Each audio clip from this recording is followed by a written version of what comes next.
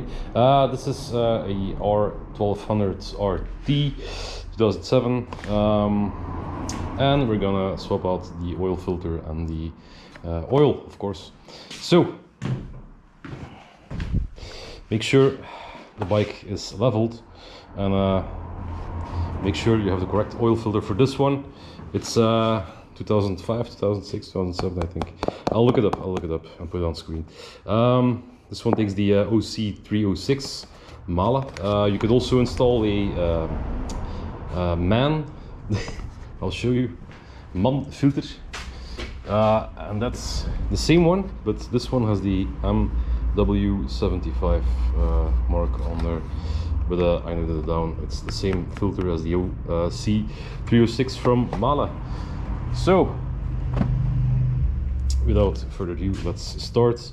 I took out the new filter, and I'm gonna use the box to put in the to stabilize the old filter so it doesn't tumble.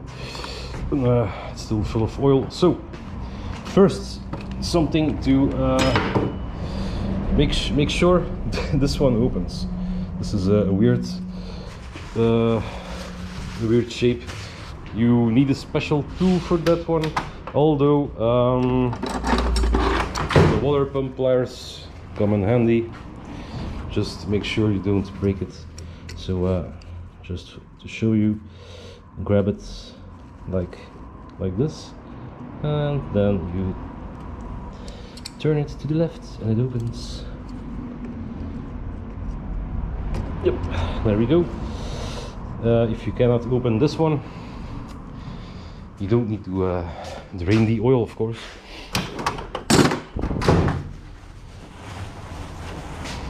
Something to check before we do this. The bike has just ran a little bit.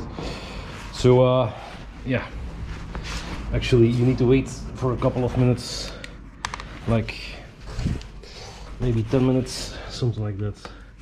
Look, the oil is still dropping. You need to check your level with this little screen. It should be in the middle of the screen. So yeah, make sure that your oil level is correct, of course. And look, it's getting higher because the oil is yeah, making its way to the sump. All right, let's drain it. Your brake pads. Two of them over here, two of them over there. As you can see, they're still pretty new. I replaced them last year, so yep, depending on how much you ride. These are not as thick as car brake pads, so don't freak out if you see something like this. If you see something like this on a car, you need to swap it out. But actually, this is 80%, still 80% left. Something like that.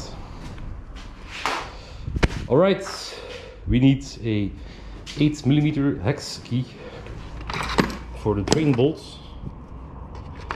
And yep, it's rained in my toolbox, so everything is a bit rusty. I'll clean it out later. And voila, little adapter. Yep, sorry. And ratchet. There we go. Drain bolt is over here. 8mm goes in, and with this one it's pretty easy. Hopla. Just give it a hit it, spit it back before we drain the oil, and make sure the filter is loose. And this one, this adapter is a 76mm diameter, and 12 yeah, teeth, whatever you want to call them. So lefty loosey, fits quite nice. Yep, there we go. And make sure the bike doesn't fall off your lift, of course. I don't do bikes anymore normally, but only for old trusty customers. I started with bikes, tires actually, so yeah, sometimes your hobby or passion becomes your job. And now we're gonna spin off the drain bolts just like that. Actually, I'm gonna catch it so we don't have to look for it in the pan. Yepla! The oil is a little too dark. Yeah, could be a little bit lighter. Petrol engines shouldn't have dark or black oil. This one is pretty dark, so it's pretty much very much time. Alright, make sure you have the correct copper washer to go on there. This one can be reused. As you can see, it's slightly marked, but yeah, it was correctly installed last time, so we can reuse it. We should use, of course, if we can, reuse a new one. I'm gonna do that, of course, and but you could reuse it if it's still okay. Then the oil filter. Let's remove it a little bit more. I mean, spin it loose a little bit more. And I don't want to get oil in my tool, so voila. There we go. Let's slide the pan and yeah, let this drain for like 10 minutes, something like that. Yep, I'll be back. After a couple of minutes installed, and I noticed that I need to turn it a little bit more open, and now the oil can drain better. Alright, fun. So you can let it drain. I don't have a lot of time, so I just take it off and let it drain like this. It was a bit faster. When you install the oil filter, this one in particular, you can top it off with oil, so the engine shouldn't doesn't have to spin as long as it would otherwise without oil. That way your engine can last a little bit longer. Every time you can do that, you should do it. These engines are pretty tough, but still. Yep, let's get this one to the drainage section of the garage and let it drain over here, and I'm gonna use the box to yeah, get rid of it. There we go. As you can hear, let it do its thing. Meantime, when as the oil is draining, we can lube up some important hinges and brake levers and what have you. So things like this. Oh, a lot better. So it doesn't, they don't squeak. And of course, the foot brake as well also needs a little bit of lubrication. Voila, clean the excess lube.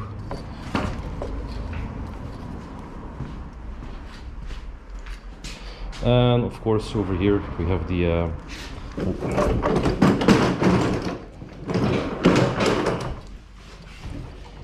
pickle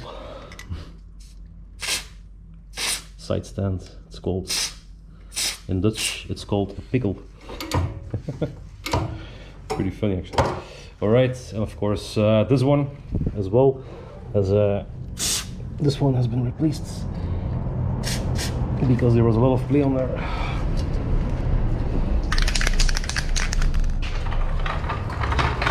And if you lube it up every time you do a, that's why it's called service, you know.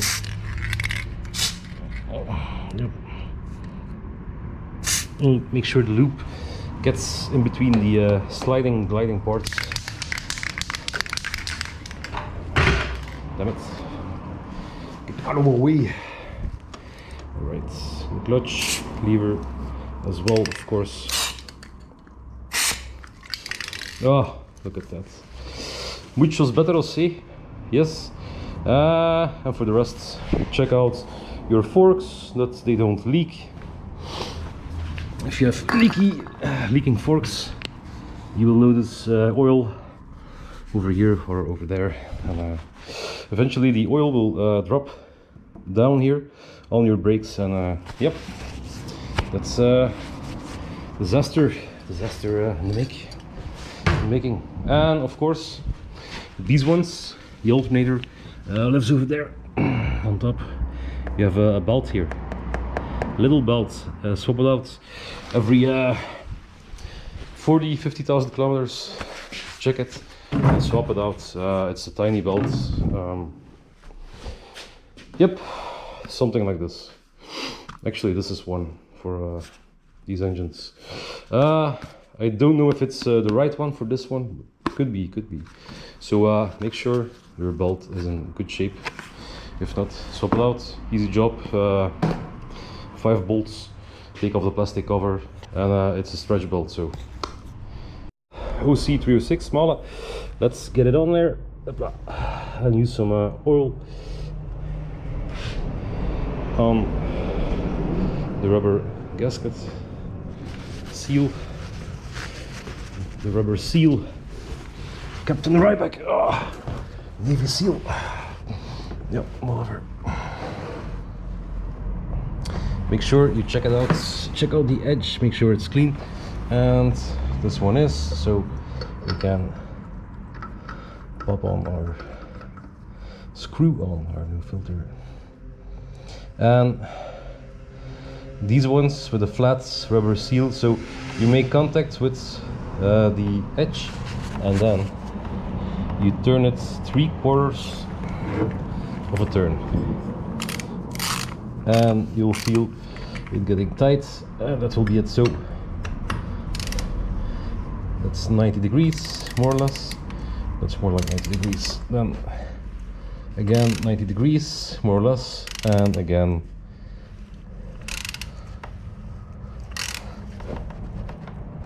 and there we go. That's it. 3/4 of a turn.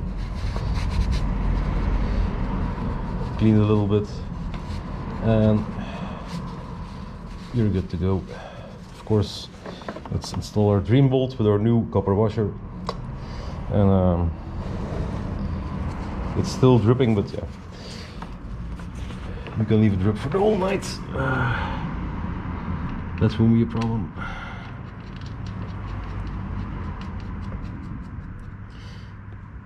Yep, nice. Let's remove the pan and tighten the drain bolt.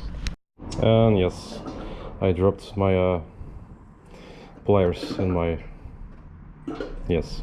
Yeah. Alrighty. Oh, righty tighty, of course.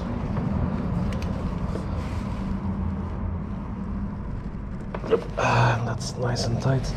That will be around 15 to 20 Newton meters, something like that, probably. But you'll feel it getting tight. And when it's getting tight, just slap it, or a little slap, so something like that. So you're sure that the copper seal is nicely seated. Something like that. Don't over tighten it, don't strip it out, please. You'll be in for a bad day. Alright, clean her up just a little bit. Nothing, no museum quality, but so it doesn't drip on your porch or garage floor. There we go. You could hit it with some brake cleaner if you want it really clean. It's up to you. I'm not gonna do that. So yeah, look at that, nice and shiny. Let's top her off with fresh oil. When you're looking for your alternator belt, for example, so you want to go to realoem.com/BMW and /NL for me because it's in Dutch. So this bike has been produced actually in April 2006, so I was wrong, not 2007, 2006. It's this one, R1200RT, the 05 model. The same models between 2003 2014 apparently. And yeah, we want to swipe through the parts. Nice. Can you see it? I hope you can, else it will be a shit video. So we want to go to the engine, motor, then we want to go to the belt, so somewhere let me figure it out quickly. All kinds of parts, as you can see. Oh, here we have the cover. Yep, and the belt lives over here somewhere. So it's not on this picture apparently, but you can see you can order everything, or at least find the part number. Man, it's really hot on here, as you can tell by the sweat on my forearm. So I'm gonna look for it and roll a cigarette, and I'll be back in just 1 second. You need to go to electrical installation, and then you have dynamo, and there we have the belt number 6, and number 6, the port number for number 6, 4PK. This is actually what kind of belt it is, 4PK582, and I have a 4PK611, so it's a little bit too long. It's even a shorter one than this one. So yep, let's see what this port number brings us. See here, we have a 4PK582 available,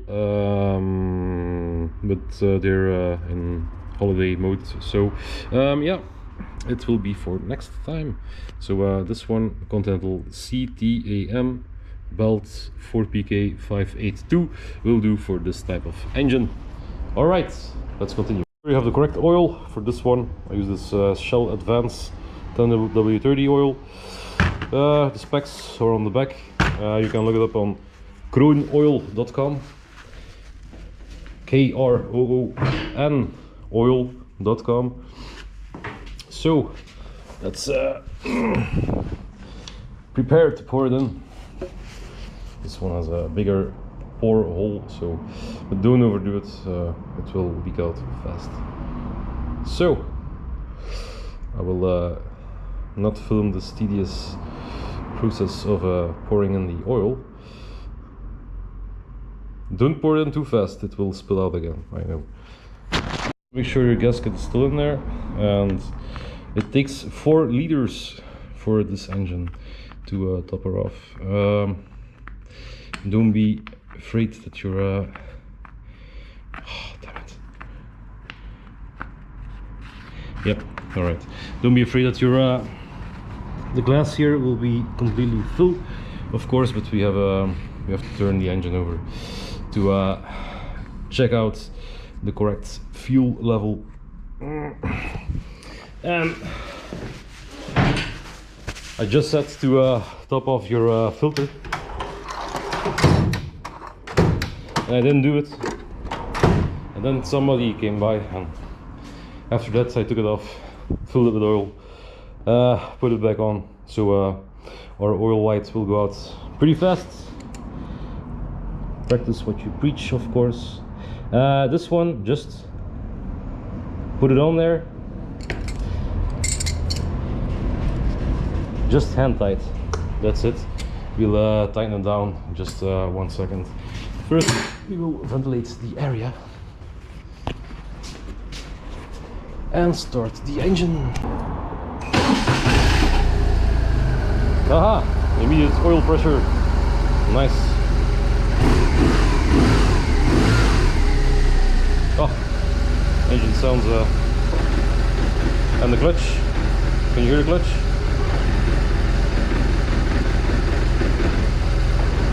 trembling. It needs to come out.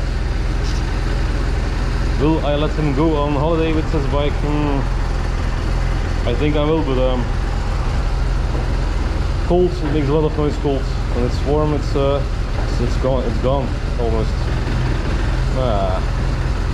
I'll tell him. Alright, let's check the oil level. One is a bit dirty, I tried to clean it, but yeah, there's too much flowing in dirt. So you can see it, but I think you cannot see it on camera. It's completely full right now, just about 95%. So yeah, that's a good fill for these bikes. It was sitting here for like 30 minutes, so this is the maximum level on the glass, and that's good. It should be filled around 80-90%, and it's like that. So if you have someone to tilt the bike a little bit to the right, then you might be able to see it better when you're alone. Yeah, you should pay attention. When you start the bike, you turn it off, you will see that if your glass is clear, mine is filthy, you will see that the level will rise slowly, and just when it starts to reach the top, it should be very slow. Eventually it will be around 80-90% of the glass that will be full, and that's a perfect fill. 4 liters for this engine. Alright, check out your lamps, of course. Make sure everything works, and have a good one. Thanks for watching again, and be safe, stay dirty, and check out your fluids as well. The clutch fluids, the brake fluids, make sure they are nice and clear, and every 2 years or 50,000 kilometers, if you ride that much, you should swap it out. Okay, thanks for watching, bye bye. Check out your tire inflation. It's under your saddle somewhere around that area.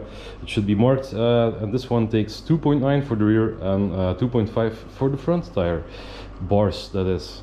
Okay, sorry, see you.